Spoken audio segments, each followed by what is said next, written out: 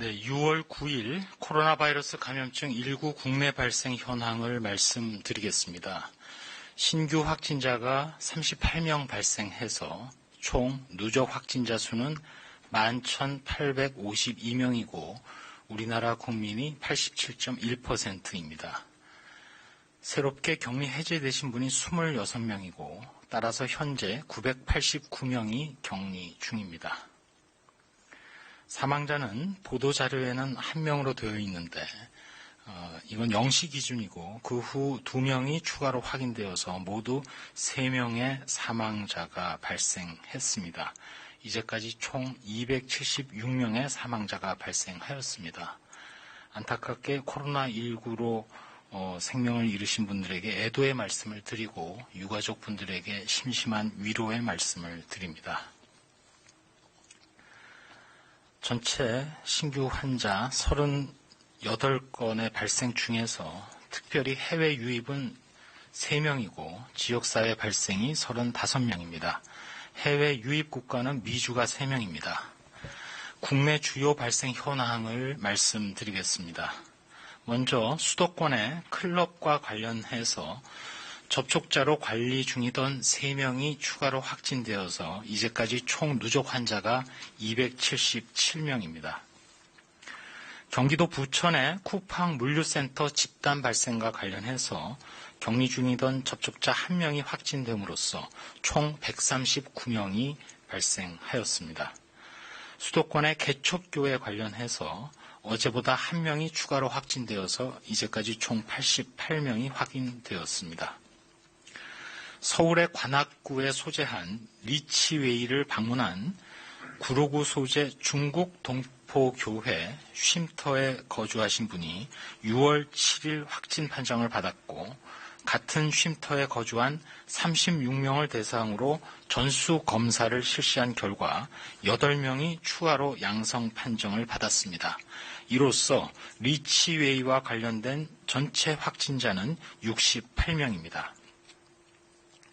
지난 5월 31일 경기도 용인시 큰나무교회 예배에 참석한 경기도 광명시에 소재한 노인복지시설 입소자가 6월 7일 날 확진 판정을 받았습니다. 이 시설의 입소자 그리고 종사자 전원에 대해서 전수검사를 실시한 결과 6명이 확진 판정을 받았습니다. 서울 양천구 운동시설 관련 확진자는 총 51명이 되었습니다. 서울 중구에 소재한 KB생명보험 TM 보험 대리점에서 자가격리 중이던 직원 1명이 추가되어 현재까지 총 13명의 확진자가 발생했습니다. 서울 강서구에 소재한 SJ 투자회사 콜센터 관련해서도 총 4명이 확진되어서 현재는 감염 경로에 대한 조사 그리고 접촉자에 대한 검사가 진행되고 있습니다. 또한 인천광역시 미추홀구에서 가족 5명이 확진되어 있는데 가족 5명 중에 초등학생, 중학생이 각각 1명이 포함되어 있습니다. 해당 학교에 대한 접촉자 조사가 진행 중이고 이들 일가족이 거주하는 연립주택을 대상으로도 전수검사가 진행되고 있습니다.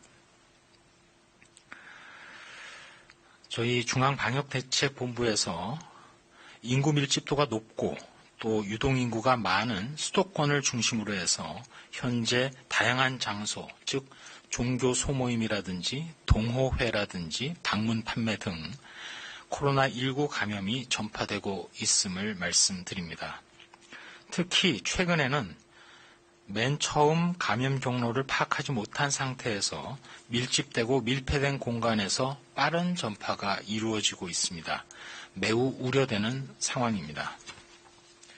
코로나19 유행은 계속 반복해서 말씀드린 대로 밀폐되고 밀집되고 밀접한 시설에서 발생 가능합니다. 특별히 수도권에 거주하시는 주민 여러분들께서는 동호회 그리고 종교 소모임 등 환기가 잘 되지 않는 밀폐된 공간에서의 모임 그리고 유흥시설이나 주점 등의 방문을 자제해 주시고 매일매일의 생활에서도 손 씻기, 마스크 착용, 거리 두기 등을 철저히 실천해 주실 것을 요청드립니다. 특별히 코로나19로 치명적일 수 있는 고위험군인 65세 이상 되신 어르신들께서는 밀폐된 장소에 많은 사람들이 모이는 모임은 가급적 가지 말아 주시기 바랍니다. 다음은 코로나19 확진자를 위해서 혈장 치료제 개발에 혈장 기증 내지 기부를 많이 부탁을 올렸습니다.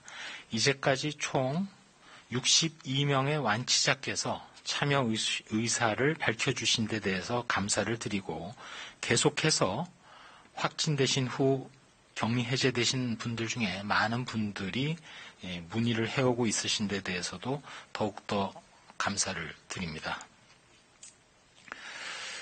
저희 방역당국에서 당부 말씀 올리겠습니다. 앞서 말씀드린 대로 수도권을 중심으로 해서 연쇄적인 유행이 확인되고 있는 상황입니다. 지난 5월 29일부터 6월 14일까지 수도권에서 강화된 방역 조치를 시행하고 있습니다. 이러한 강화된 방역 조치, 그리고 수도권에 거주하시는 여러 시민들의 비대면 종교 활동, 또 급하지 않은 모임 연기 등 이러한 사회적 거리두기의 효과가 나타나기를 기대하고 있습니다. 동시에 저희 방역당국 그리고 지방자치단체에서도 추적조사를 통해서 산발적인 감염을 최대한 조기에 발견하고 억제해 가고 있는 중이기도 합니다. 그렇지만 수도권에서 감염 규모가 이미 커져 있고 앞서 말씀드린 3밀 조건에 해당하는 장소라면 어디서나 코로나19가 전파되고 있습니다.